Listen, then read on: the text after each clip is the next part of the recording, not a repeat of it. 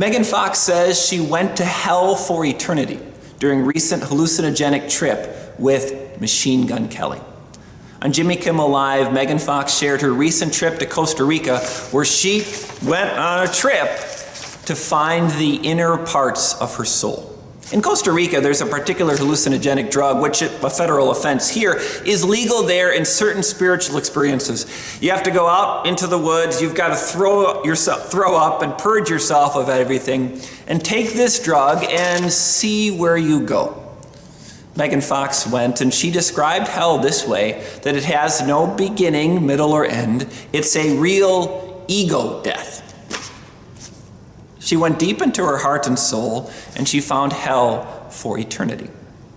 Dear Megan, you don't need to go on a trip for that. You don't need to take a drug for that. You don't need to go to Costa Rica for that. If you want to see how depraved the human heart is, just look in a mirror. Just go on social media. Just read the comments on anything regarding schools in Middle Tennessee, on all the thoughts back and forth and how each side hates each other. You don't have to go far.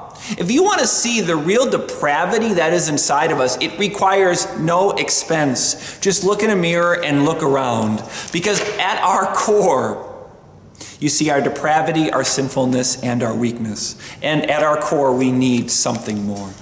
Psalm 11 of David. The Lord is in his holy temple. The Lord is on his heavenly throne. You want to look deep into your own heart and soul, you're not going to be happy with what you find. I'm not, you're not. But when you look up, when you look to the Lord in his holy temple, on his holy throne, you see someone different. You see someone who made time for us, who made life for us, who doesn't want you keep introspecting all the time, because that will lead you to despair no matter how many drugs you take.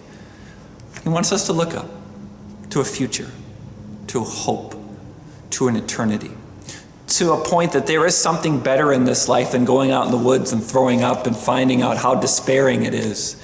That there is a future and a grace and a God and love. You can't find that if you look deeply within yourself or look in this world. You have to look up to something greater, to the one on his throne.